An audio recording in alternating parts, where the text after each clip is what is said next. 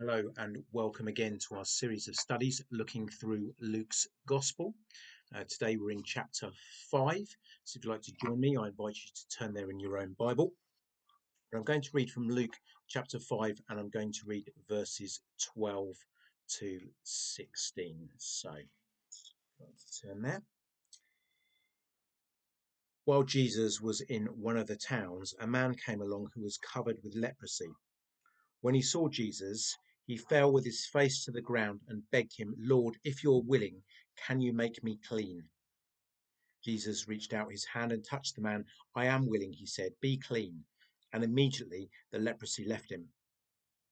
Then Jesus ordered him, "Don't tell anyone, but go show yourself to the priest and offer the sacrifices that Moses commanded for your cleansing as a testimony to them." Yet the news about him spread all the more, so that crowds of people came to hear him and to be healed of their illnesses.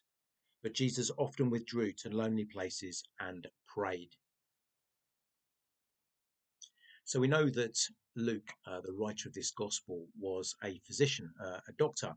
And so he's particularly interested in writing about the healings that Jesus did. So here's a healing of Jesus, healing a man with leprosy. So what's the significance of this particular healing, other than it being a miracle that proves the identity of Jesus, that he is the Son of God? Well, it's interesting, first of all, to note that the healing is immediate. Jesus touches him, and immediately, verse 13, the leprosy leaves him. So Jesus doesn't say, well, take 2 of these and see him in the morning and see if you feel a little bit better. It's an immediate healing. And it's a healing, again, through the word of God. Remember, through Luke's gospel, it's the word of God that does the work of God. So Jesus says, "Be clean," and immediately the leprosy left him. So the same words that said, "Let there be light," are now saying, "Be clean." And so again, manifest the power of God. So we know that Jesus is God. His word is effective and powerful. So leprosy is healed. So what's the significance here? Well, leprosy is not exactly the same as what we'd understand these days as leprosy. So in the Bible, leprosy covered a variety of different skin diseases, some of which were very contagious. And so there are strict instructions in the Old Testament. You can see that in Leviticus chapter 14 about dealing with leprosy. So the first thing to know about leprosy is that you weren't supposed to touch someone suffering from leprosy. So it seems here that Jesus is disobeying the ceremonial law, because you weren't supposed to touch someone with leprosy. Otherwise, you'd also be declared to be unclean. Leprosy was an unclean disease. You touch something that's unclean, you yourself become unclean.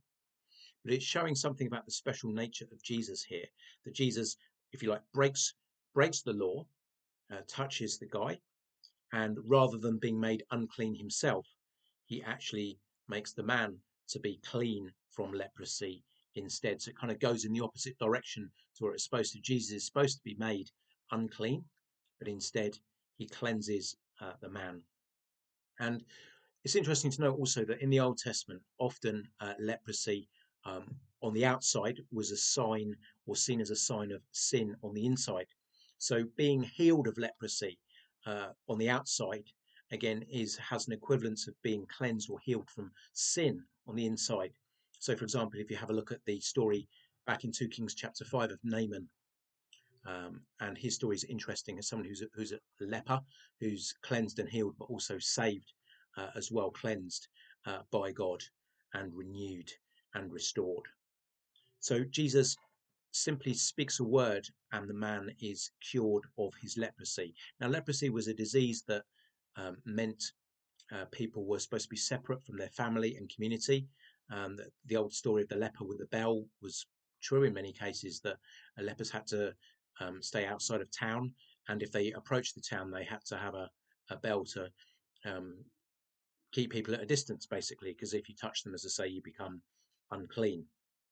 And so here's someone who's separate from their community, separate from their family, was ceremonially unclean. You might describe this person as an untouchable.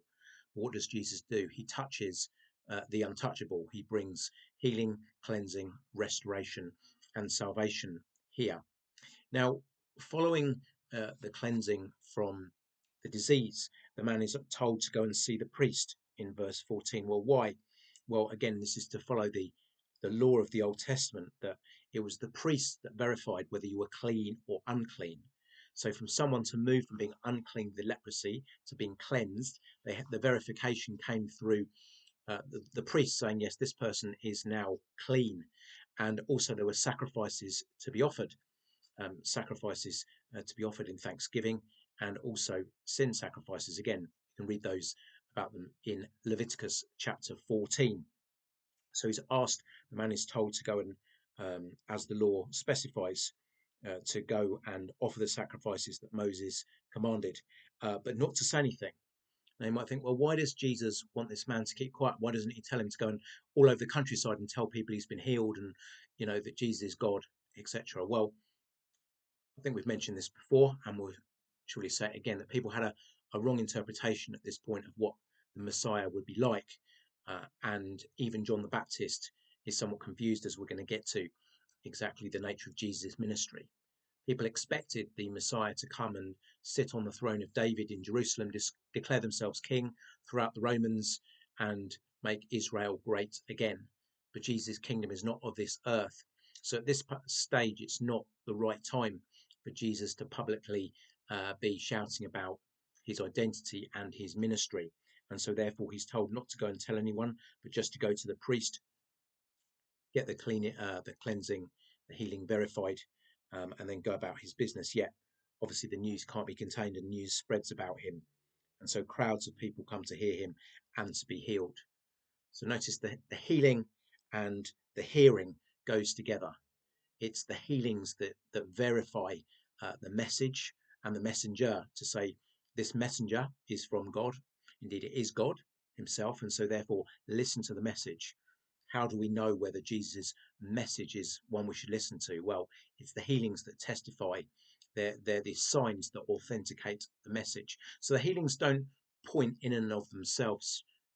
They're not just something we should look at in isolation, but they should always lead us to looking at the message of Jesus. So the healings verify the message here. So again, with the leprosy, we have to look and say, well, okay, if Jesus can heal outward leprosy, or does that mean he can also heal inward leprosy, the leprosy of sin? And that's exactly where we're going to go next in chapter 5.